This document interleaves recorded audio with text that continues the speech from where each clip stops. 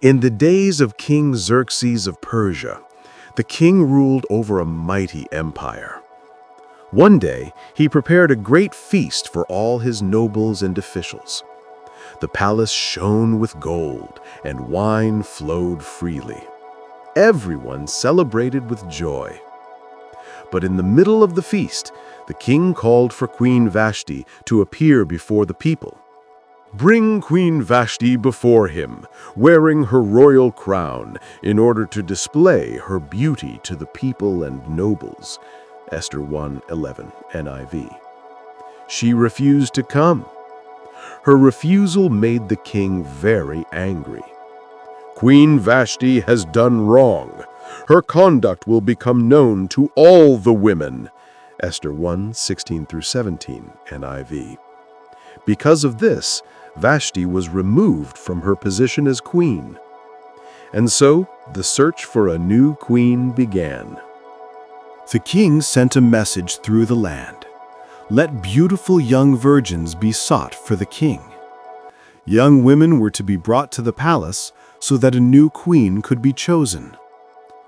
Among these people lived a young Jewish woman named Esther, who was raised by her cousin Mordecai. Esther was gentle, humble, and beautiful. When officials chose her to go to the palace, Mordecai encouraged her and told her not to reveal her nationality. Esther entered the king's court and gained favor from everyone who saw her. The king was attracted to Esther more than to any of the other women. When the time came for Esther to meet the king, she carried herself with grace and humility. The king was pleased with her more than any other woman, so he placed the royal crown on her head and made her queen. A great celebration was held in her honor. The people rejoiced, for Esther had won the king's heart. One day, Mordecai was sitting at the king's gate when he overheard two guards plotting to harm King Xerxes. Mordecai quickly warned Esther. Esther told the king, giving credit to Mordecai. The matter was investigated and found to be true, and the plotters were stopped. This important act was written in the king's record. After some time, a man named Haman was promoted above all the officials in the kingdom. Everyone was commanded to bow to him, but Mordecai refused to bow because he worshipped only the Lord. Haman was filled with rage. He was determined not only to punish Mordecai, but also to destroy all the Jews in the empire. Haman went to the king and spoke deceitfully. "There is a certain people whose customs are different. It is not in the king's best interest to tolerate them." He described the Jews as people who did not follow the king's laws. He urged the king to issue a decree to destroy them. The king agreed and gave Haman his signet ring. A decree was written that on a certain day all Jews, young and old, would be destroyed. The message spread throughout the empire.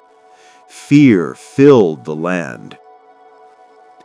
When Mordecai heard the decree, he tore his clothes and covered himself in sackcloth. He cried out with great sorrow. Esther heard of Mordecai's grief and sent messengers to learn what was wrong. "Go into the king's presence to beg for mercy." Mordecai told her everything and begged her to go to the king and plead for her people. Esther feared the risk because anyone who approached the king without being invited could be put to death. But Mordecai told her, "Who knows but that you have come to your royal position for such a time as this?" Esther took courage. She said, "I will go to the king, even though it is against the law, and if I perish, I perish." On the third day, Esther dressed in her royal garments and went to the inner court. She stood before the king's throne, her heart pounding.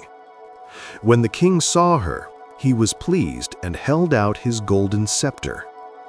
Esther approached and touched it. The king asked what she desired. Esther invited the king and Haman to a special banquet.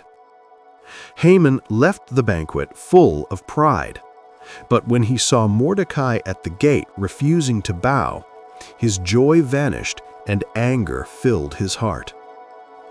At home, his wife and friends advised him to build a tall pole and request that Mordecai be executed. Haman liked the idea and prepared to. That night, the king could not sleep. He asked that the record book be read to him. As the scribe read, they came to the part about Mordecai saving the king from the assassination plot.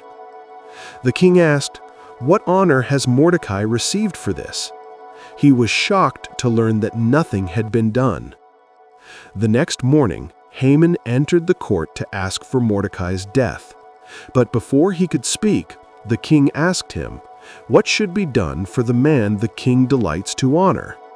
Thinking the king meant him, Haman described the highest honor possible. Then the king said, "Go at once, do for Mordecai everything you have suggested." Haman was crushed. He was forced to lead Mordecai through the city, proclaiming the king's honor on him.